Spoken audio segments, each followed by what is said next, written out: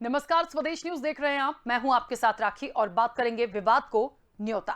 मध्य प्रदेश के पूर्व CM Congress party के वरिष्ठ नेता दिग्विजय सिंह ने विवादित कॉमेडियन मुनव्वर फारूकी और कुणाल कामरा को भोपाल में शो करने के लिए आमंत्रित किया है। दिग्विजय सिंह ने दोनों कॉमेडियन को उस समय न्योता दिया जब देश भर में दोनों का विरोध हो रहा है और दोनों के कई शो कैंसिल हो चुके हैं।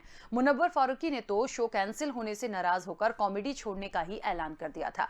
इन दोनों कॉमेडियन पर हिंदू देवी देवताओं और भारतीय संस्कृति का मजाक उड़ाने के आरोप हैं। इन आरोपों पर मुनव्वर को तो गिरफ्तार भी कर लिया गया था। जेल में करीब 1 माह रहने के बाद सुप्रीम कोर्ट से मुनव्वर फारूकी को जमानत मिली थी। इसके बाद बीते दिनों मुनव्वर फारूकी के कई शोज कैंसिल हो गए। कुणाल कामरा भी अक्सर अपने बयानों, ट्वीट और कॉमेडी शोज को लेकर विवादों में रहते हैं। आपको बता दें कि कई पत्रकारों पर भी उन्होंने कुछ ऐसे ट्वीट्स किए थे जिसके बाद कुणाल पर सुप्रीम कोर्ट की अवमानना के आरोप लगे थे और कुणाल सरकार पर भी प्रत्यक्ष और परोक्ष रूप से निशाना साधते रहे हैं। अब दोनों को न्योता देते हुए दिग्विजय सिंह ने ट्वीट में लिखा कि मैं कुणाल, तुम्हारे और मुनव्वर के लिए भोपाल में शो आयोजित करता हूं। सारी जिम्मेदारी मेरी होगी। शर्त एक होगी, कॉमेडी का सब्जेक्ट केवल दिग्विजय सिंह होगा। इसमें तो संघियों को ऐतराज नहीं होना चाहिए।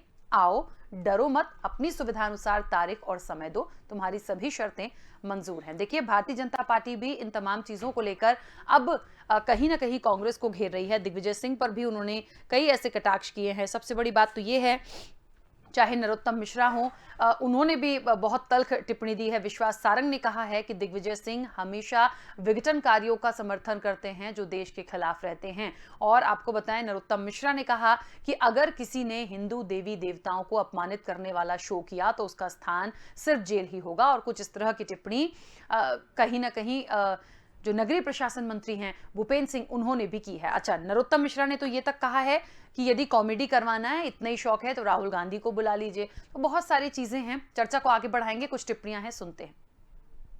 दिग्विजय सिंह जी को अगर कॉमेडी करानी है तो जो आलू से सोना बनाते हैं उन्हें बुला लें। जो छाती में छुरा पीठ से भोंकते हैं उनको बुला लें। जो पूंजीपति को पूंजापति बोलते हैं उन्हें बुला लें। मध्य प्रदेश में कोई भी हमारे देवताओं का अपमान करने वाला शो होगा तो उसका स्थान जेल में ही होगा। किसी कीमत पर किसी की भी भावनाओं के साथ खेलने की किसी को अनुमति नहीं होगी। मुनव्वर जो है, जिनको माननीय दिग्विजय सिंह जी ने कॉमेडी के लिए आमंत्रित किया है, हम सब जानते हैं कि वो एक धर्म को अपमानित करने का, हिंदुओं को अपमानित करने की कॉमेडी करते हैं। और दिग्विजय सिंह जी से मेरा आग्रह है कि जो राहुल गांधी है, राहुल गांधी भी कोई मुनव्वर खां से कम कॉमेडियन नहीं है। तो कॉमेडी कराना ही है तो राहुल गांधी को बुला लें। तो वो मतलब मुनव्वर खान में और राहुल गांधी में कोई बहुत अंतर नहीं है। वो भी वही कॉमेडियन है, ये भी कॉमेडियन है। तो उनको बुला लें तो दिग्विजय सिंह जी के नंबर भी बढ़ेंगे। और वो दिग्विजय सिंह जी के बारे में राहुल गांधी ज़्यादा जानते, मुनव्वर खान उतना तो नहीं जानते। तो राहुल गांधी ज़्यादा अच्छी कॉमेडी करेंगे। दिग्विजय सिंह से और क्या अपेक्षा करेंगे? दिग्विजय सिंह तो हर समय इस देश के विरोधियों को, आतंकवादियों के लिए सिक्योरिटी एजेंसी के रूप में काम करते ही रहे हैं, चाहे अपने वक्तव्य के मामले में हो या अपनी सोच के मामले में हो। जो इस देश में विघटन की बात करेगा उसे दिग्विजय सिंह जी संरक्षण देंगे। जो इस देश को तोड़ने की और इस देश की आबो हवा को बिगाड़ने की कोशिश करेगा उसे दिग्विजय सिंह जी गले लगाएंगे। आतंकवादी हो या देश को कि एकता अखंडता पर कुठाराघात करने वाला कोई भी व्यक्ति हो, वो दिग्विजय सिंह जी। तो देखा आपने, सुना आपने, दिग्विजय सिंह के न्योते पर जो कॉमेडियंस को बुलाया जा रहा है उस पर विरोध शुरू हो गया है। टिप्पणियां आने लगी हैं और टिप्पणियां सिर्फ इसलिए भी आ रही हैं क्योंकि मुनव्वर फारूकी और कुणाल कामरा, ये दो वो नाम है जो हमेशा कुछ ना कुछ विवादित बोलते आए हैं। और सीधा सीधा आरोप है कि जो भारतीय परंपरा है, चाहे हिंदू देवी देवताओं को लेकर उन्होंने कई बार कुछ ऐसी टिप्पणियां की हैं जो अच्छी नहीं हैं, जेल भी जा चुके हैं, तो उनको यहाँ बुलाना, जो इस तरह का अपमान करते हैं, उनका शो करवाने का क्या मकसद है? और दिग्विजय सिंह पर जिस तरीके से भारतीय जनता पार्टी ने कहा कि उनको तो हमेशा उन्हीं का साथ देना है जो देश के विरोधी हों, तो इस तरह की बातों के बीच इस शो के लिए उनको आमंत्रित करना कितना सही है? क्या मकसद है बुलाने का, और बुलाने के बाद क्या करवाया जाएगा, उसके बाद प्रतिक्रियाएं और कैसी होंगी, क्या होगा, ये बहुत सारा चर्चा का विषय है। हम विस्तार से चर्चा करेंगे। हमारे साथ मेहमान जुड़े हैं। सबसे पहले आपका परिचय करा दूं मैं। कांग्रेस का पक्ष रखने के लिए जितेंद्र मिश्रा जी हमारे साथ हैं। जितेंद्र जी, बहुत स्वागत चर्चा में जुड़ने के लिए। और भारतीय जनता पार्टी का पक्ष रखने के लिए सनवर पटेल जी हमारे साथ जुड़े हैं। सनवर जी, आपका भी बहुत स्वागत है। चर्चा की शुरुआत सबसे पहले जितेंद्र जी आपसे करना चाहूंगी, क्योंकि कहीं ना कहीं जो आरोप लगे हैं वो कांग्रेस पर और दिग्विजय सिंह पर हैं। इनको बुलाने का जो मकसद है वो क्या है, और जब ये जानते हुए कि इन दो कॉमेडियंस का बहुत ज्यादा विरोध है?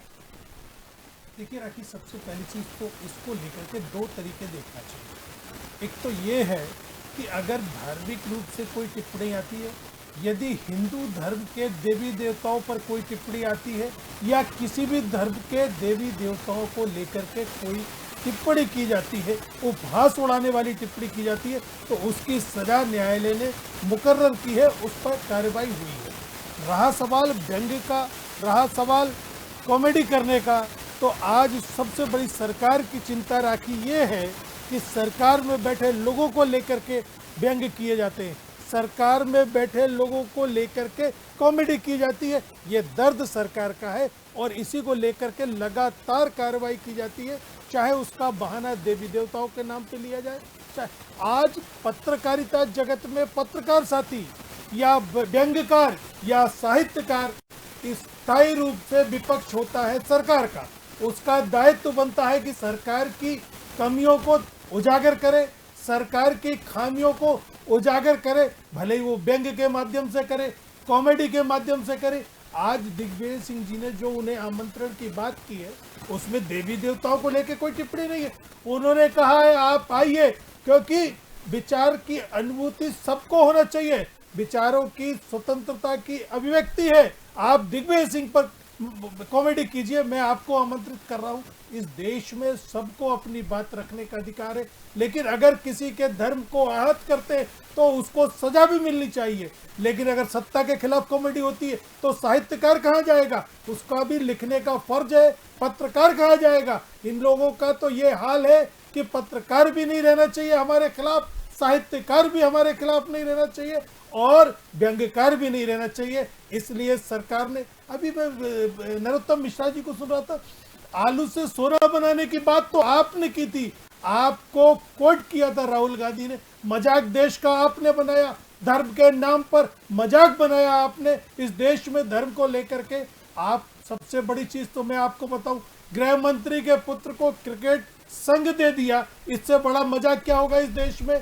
गृह मंत्री के रूप में अमित शाह खुद एक मजाक है इस देश में। तो मेरा ये कहना है राखी, चाहे साहित्यकार हो, चाहे व्यंग्यकार हो, चाहे कॉमेडी हो, चाहे पत्रकार हो, ये सरकार का स्थायी विपक्ष है, होता है, और इसको अभिव्यक्ति की स्वतंत्रता का पूरा अधिकार है।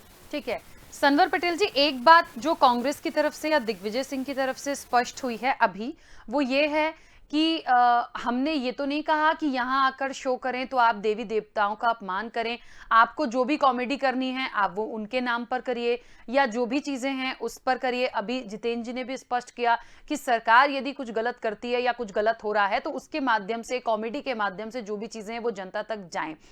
इस पर भी क्या आपत्ति है, या सिर्फ उन दो लोगों को क्योंकि जिन पर आरोप है इस तरह के, इसलिए उनका विरोध है? उनकी जगह कोई और होता तो शायद ये विरोध नहीं होता। मैं थोड़ा सा भारतीय जनता पार्टी की प्रतिक्रिया स्पष्ट जानना चाहती हूँ। देखिए, दिग्विजय सिंह जी का जहां तक सवाल है, रहते हैं, अब उनको अपनी हंसी उड़वाना हो, खुद के ऊपर हास्य करवाना हो, व्यंग्य कराना हो, तो इसमें भारतीय जनता पार्टी को आपत्ति नहीं है। लेकिन ऐसे लोगों के द्वारा हास्य व्यंग्य करवाना जो आदी हैं भारतीय संस्कृति के खिलाफ बोलने के लिए, जो आदी हैं देवी देवताओं का विरोध करने के लिए, उनके लिए गलत टिप्पणी करने के लिए, ऐसे लोगों को मध्य प्रदेश में लाकर आप अपनी भी हंसी उड़वाएंगे तो निश्चित रूप से वो जो आदी है वो अपना काम भी करेंगे। इसलिए ऐसे लोगों को मध्य प्रदेश की धरती पर बर्दाश्त नहीं किया जाएगा, ये कहा है भारतीय जनता पार्टी के नेताओं ने। और बाकी उनको हंसी उड़वाना हो कहीं भी उड़वाए।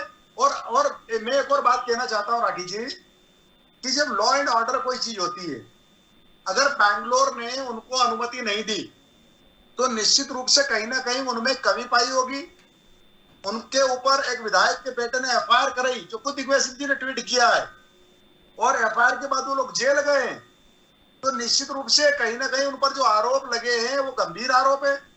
तो ऐसे लोगों को जिनको अन्य प्रांत अनुमति नहीं दे रहे हैं, तो लॉ एंड ऑर्डर को बिगाड़ने के लिए आप उनको लाना चाहते हैं, ये क्या तरीका है? तो ऐसे लॉ एंड ऑर्डर को बिगाड़ने नहीं दिया जाएगा, क्योंकि मध्य प्रदेश में कानून का राज है, सशक्त सरकार है। इसलिए भारतीय जनता पार्टी के नेताओं ने बयान दिया है। ठीक है जितेंद्र जी, मुझे ऐसा लगता है जितना मैं समझ पा रही हूँ, या भारतीय जनता पार्टी का भी जो सनवर जी ने जो अभी पॉइंट रखा कि किसी और को भी बुला सकते थे, उन विवादित लोगों को क्यों बुलाना है? बाकी फिर यहाँ आने के बाद जो भी शो होता वो होता, लेकिन उन लोगों पर एक तो पहले से आरोप भी हैं, जेल भी गए हैं, उन लोगों के शोज कैंसिल किए गए हैं, तो निश्चित तौर पर कुछ खामियां होंगी, तो उन्हें ही क्यों बुलाकर ये तमाम चीजें करवाना? देखिए राखी, सरकार का दायित्व बनता है कि अपनी आलोचना सुनने का साहस रखे, ये सरकार का पहला कर्तव्य बनता है। लेकिन आज के दौर में आप ये देखिए, सरकार अपनी आलोचना सुनना नहीं चाहती। सरकार उन साहित्यकारों का सम्मान करती है जो उसकी कसीदे पढ़ते हैं, जो उसकी तारीफें करते हैं।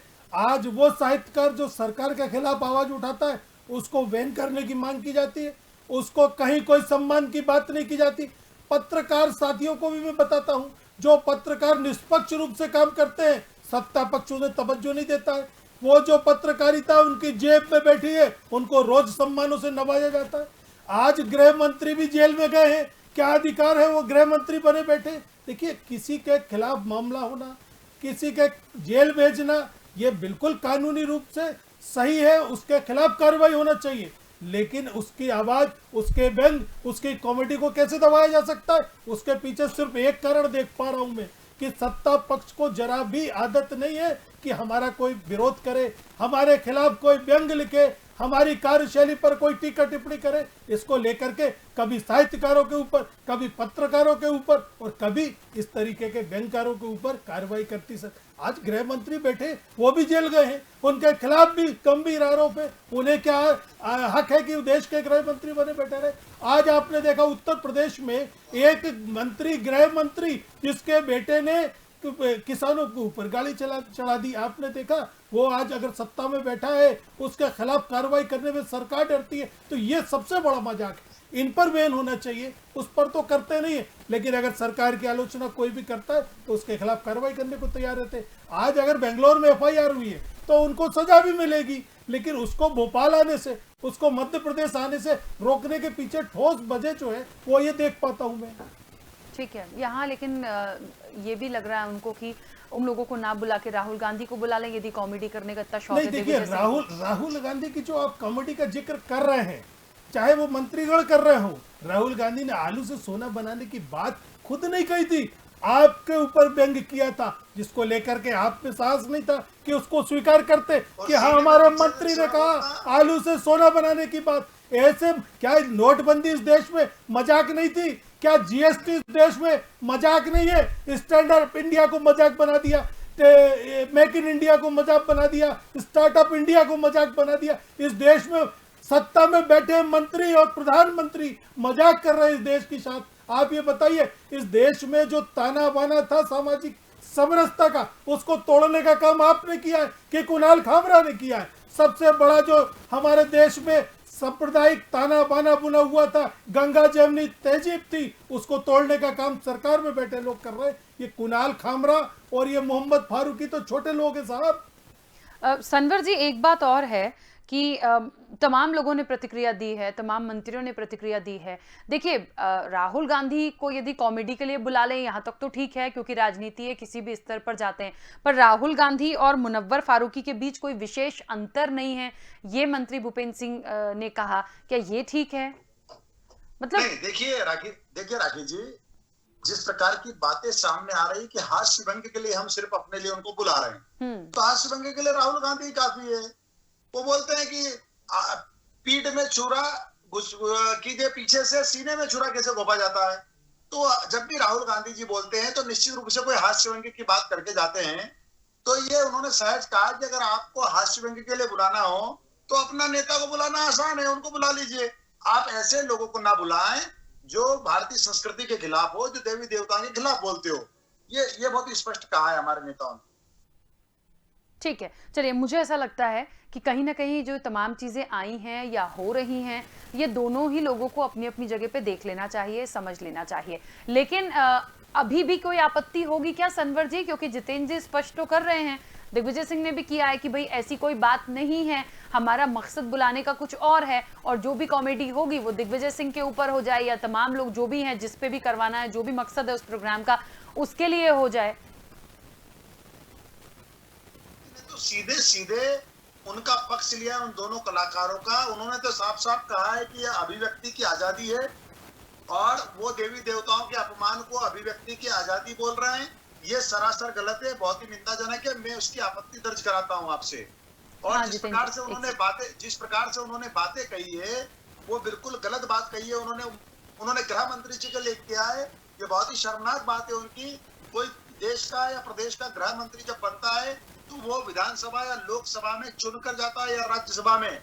भारत की जनता इस सबसे बड़े इलेक्शन में, डेमोक्रेसी में जो सबसे बड़ा त्योहार है, उसमें चुनाव जिताती है, उस राजनीतिक दल की सरकार बनती है, तब कहीं जाकर कोई मंत्री बनता है। और अगर इनको मुनव्वर फारूकी और कुणाल कामरा से तुलना करना है तो वो राजस्थान में या छत्तीसगढ़ में इनको मंत्री बनाए और फिर देखे कि छत्तीसगढ़ और मध्य प्रदेश की जो जनता है उनको कैसा प्रतिसाद देती है।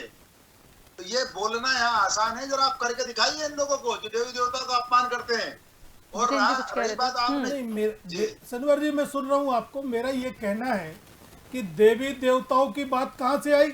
देवी देवताओं पर भी अगर टिप्पणी होगी, किसी भी धर्म के देवी देवताओं पर टिप्पणी होगी, उसके खिलाफ सजा का प्रावधान है और उनको सजा हुई है।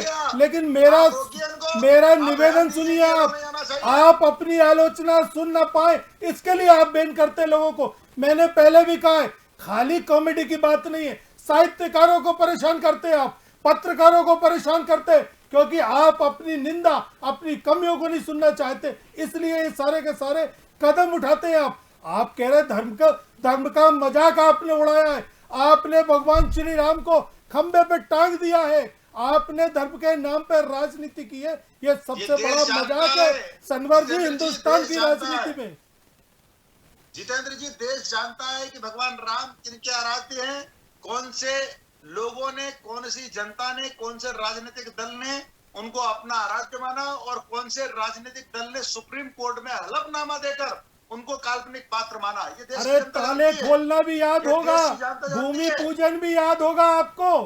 ये देश की जनता जानती है, सबको पता है। देखिए, मुझे ऐसा लगता है हम भगवान राम पर ना जाएं, क्योंकि मुझे लगता है सभी के आराध्य हैं और अभी हम उनका जिक्र ना ही करें तो बहुत अच्छा है, क्योंकि हम जिस विषय पर बात कर रहे हैं हम उस पर रहें। ऐसे तो फिर हम यदि एग्जाम्पल में जाएंगे तो बहुत सारी चीजें निकल कर आएंगी पक्ष विपक्ष की। अभी ये है कि ये प्रोग्राम होना है, इस प्रोग्राम को भारतीय जनता पार्टी करने देगी, नहीं करने देगी, क्या उसकी कोई गाइडलाइंस होंगी?